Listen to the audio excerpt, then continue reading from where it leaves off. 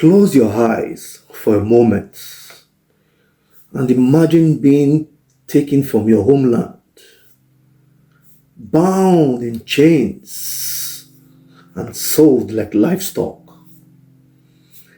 Now, imagine standing at the edge of the ocean. Just at the edge, you have two choices. One, live as property, or die as a human being. In 1803, a group of Igbo captives, they made a decision so powerful that even the oceans remembers it. They held hands, they sang, and they walked into water. Not because they were weak, no, but because some spirits cannot be homed. Tonight, we tell the story of Igbo Landing, the day freedom cost everything. And the question is, it's actually not what they did. Okay? The question is, would you have done the same?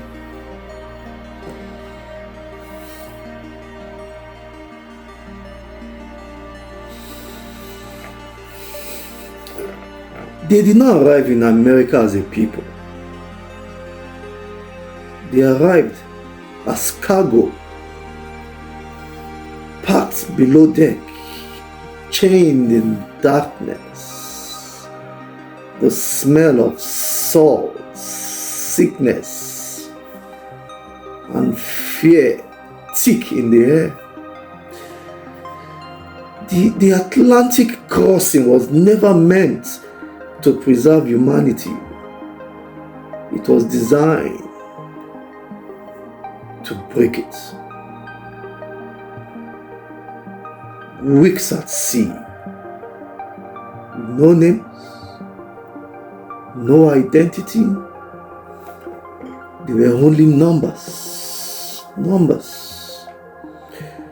But the men and the women taken from Igbo land were not blank slates. No, they were not. They came from villages with councils, from communities with markets and shrines. They came from a culture where the individual belonged to something larger than himself. They understood honor. They understood lineage. They understood that life without dignity was not really life. And when the ship finally reached the coast of Georgia in 1803, they were exhausted. But they were not empty. They were exhausted. They were transferred from Dunbar Creek on St. Simon's Island, the final step before being sold to plantation owners. Just imagine that moment. The chains are still on your wrists. The auction block is waiting, just waiting. Your future is not your own. You will be renamed, rebranded, and redefined. And history expects you to submit. History expects you to submit. But something happened before they reached the shore, something plantation records tried to reduce to one word: an incident, or worse off, suicide. But this was not chaos. This was not panic. According to oral history that was preserved among the Gulagichi descendants of coastal Georgia, they spoke, they sang. Some say they spoke in Igbo. Some say they said prayers. And then, in a coordinated defiance, they overpowered the crew transporting them. With no guns, no naval power, just resolve. And instead of escaping into the marshlands, instead of escaping towards the marshlands, they all turned towards the water. Why? Why walk into the thing that brought you suffering? It's because in Igbo cosmology, water is not only destruction, water is passage. Water is boundary. And water symbolizes return. To the enslaver, the ocean was a tool of trade. To the captive, it was the road back home. And in that moment, in that very moment, standing in chains at the edge of Dunbar Creek, they made a calculation history struggles to understand. If the body can be captured, but the spirit cannot be owned. I repeat that. The spirit cannot be owned. Then the final act of resistance is choice. And they chose. They stepped forward together. In unison, they stepped forward. Not screaming. They were not scattered. There was no panic. No. Together, they walked into the tide.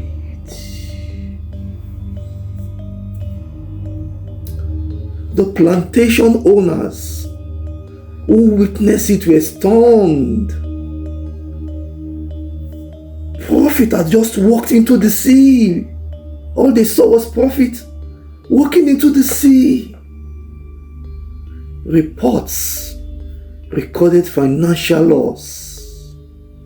They did not record dignity. But what spread? You know what spread like wildfire? About the rebellious Igbo. About the Africans who would rather meet deaths than the auction block. And something else spread too. Fear.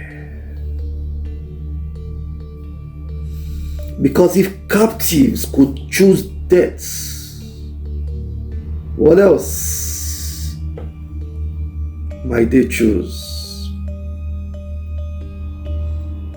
What else might they resist? And that is why this story was never meant to be amplified, because it wasn't just about one moment.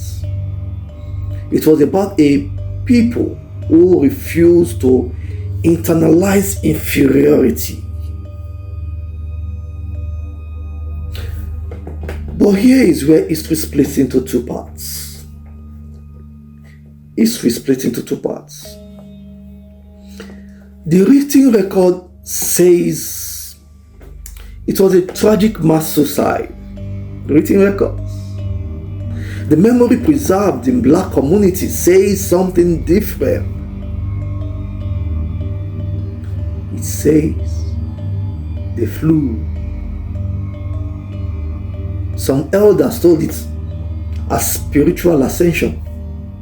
Some said the water carried them back to Africa. Myths? Or perhaps symbolism? It could be historical exaggeration. It could be, maybe. But myth does not survive centuries unless it's old truths. And the truth is this. On that shoreline in 1803, a line was drawn between survival and dignity. And they chose dignity. They chose dignity.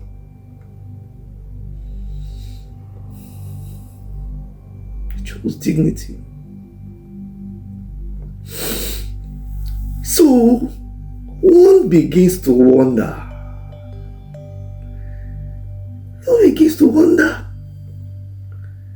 These men and women chose dignity.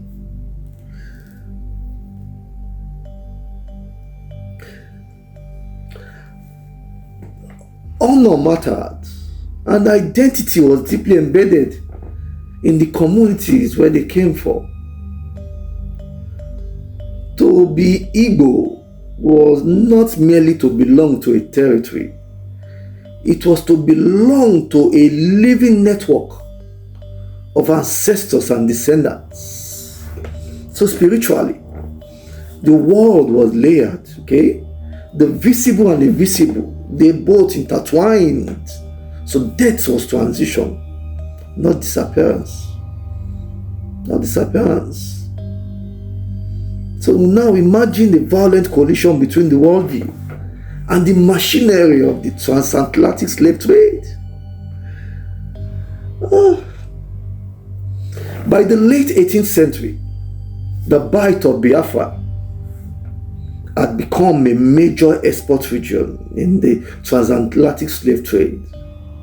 Ports such as the Bonny, they were heavily trafficked by European traders. The captives were often kidnapped. They were raided. They were taken during inter-community wars, or sold through regional trading networks. So once delivered to the coasts, they were confined immediately in holding compounds. They had them holding compounds. They banded them, they inspected and dehumanized.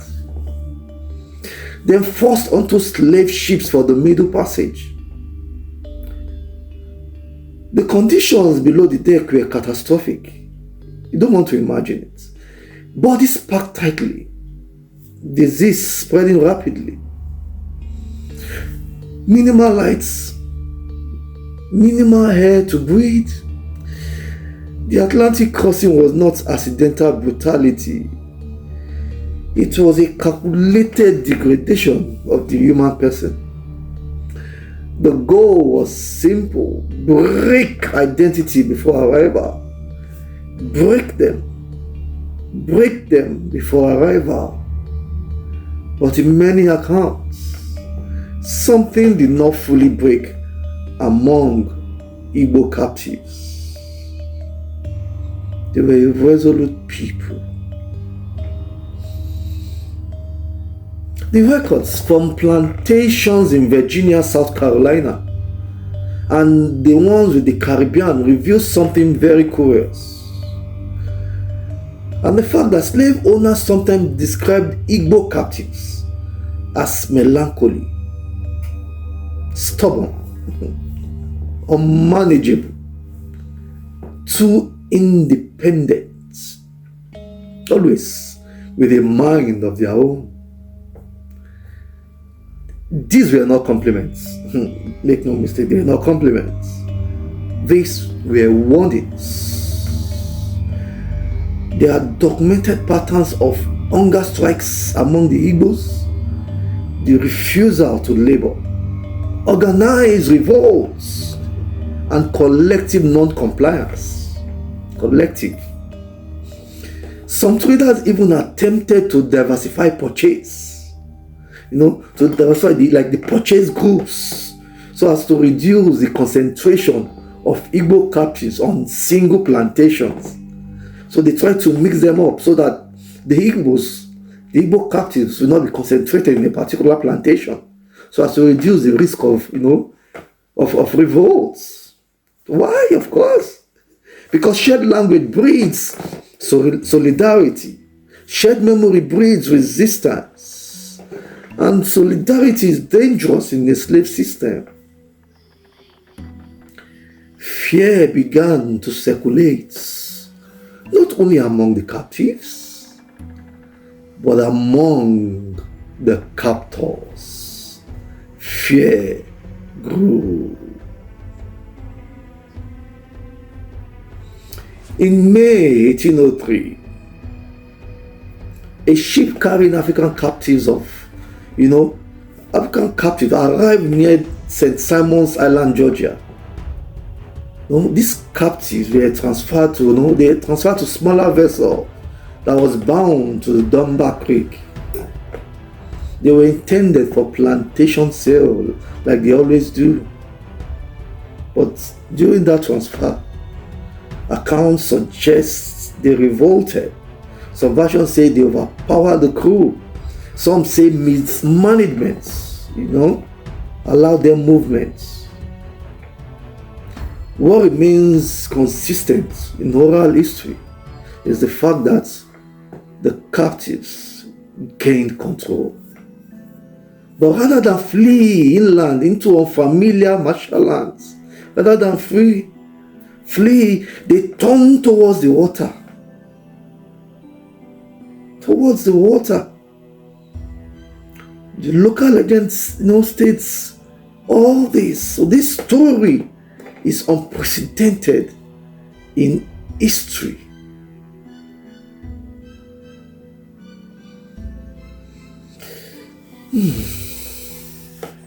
But historians debate and continue to debate.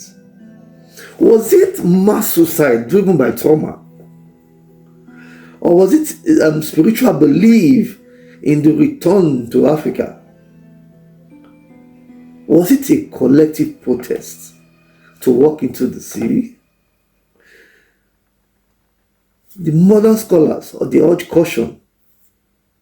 But regardless of motivation, one fact remains: it was coordinated. It was deliberate. Yes, and it was visible, and it shook the slaveholders, because slavery depends on this equation. A enslaved person desires survival, therefore he submits. He's enslaved, he lost his freedom, he wants to stay alive, and because he has no choice, he submits. So that is the formula that slavery works on. What Igbo Landing demonstrated was this: dignity. That's the dignity of human persons is greater than survival. Not that it's equal to survival. It is greater than survival. And that destabilized the psychological architecture of slavery. It destabilized it completely. The Igbo, they had structural and cultural characteristics that alarmed planters. He alarmed planters. These are decentralized authority. It's harder to psychologically control a decentralized authority It's difficult. Some kinship systems, easier to organize in groups. And spiritual acceptance of ancestral continuity, which of course will reduce the fear of death. They do not fear death. This combination formed what enslavers saw as a dangerous temperament. They saw this as very dangerous because in slave systems, fear must be in one direction. That's the expectation. That fear must be in one way. If captors begin to fear captives, then control weakens. Then they've lost control. Igbo Landing became symbolic.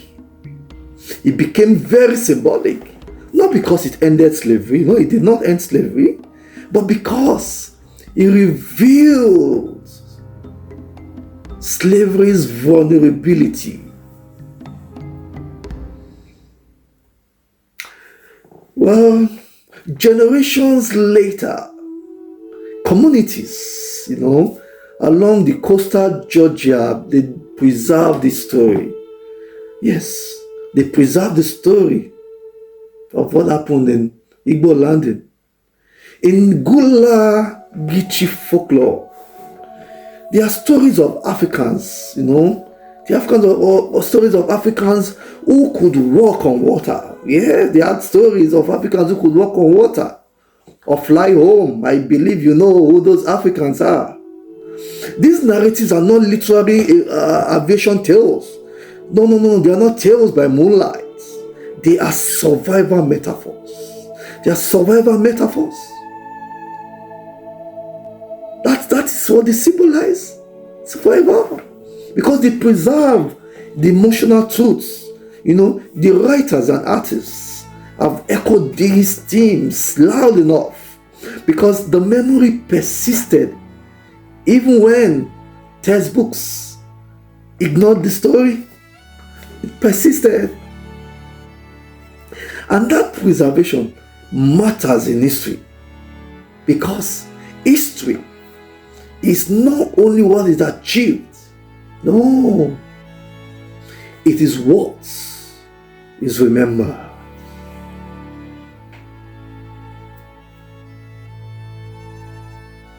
This was not the only slave revolt, not the only mass resistance either. No, not at all. But it remains uniquely symbolic because of his choice. There was no plantation rebellion. There was no escape attempts into mountains. No, there was none. But a collective step into water. A boundary space between capture and submission. They will today be remembered. And the world today discusses freedom easily. But in 1803, freedom was not abstract. No. Freedom was immediate. It had a cost.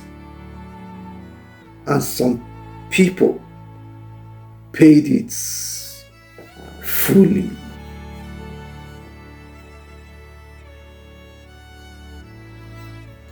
The Igbo who walked into Dumba Creek, they were meant to vanish into plantation ledgers. But instead, they entered collective memory. Not as victims alone, but as a people who chose.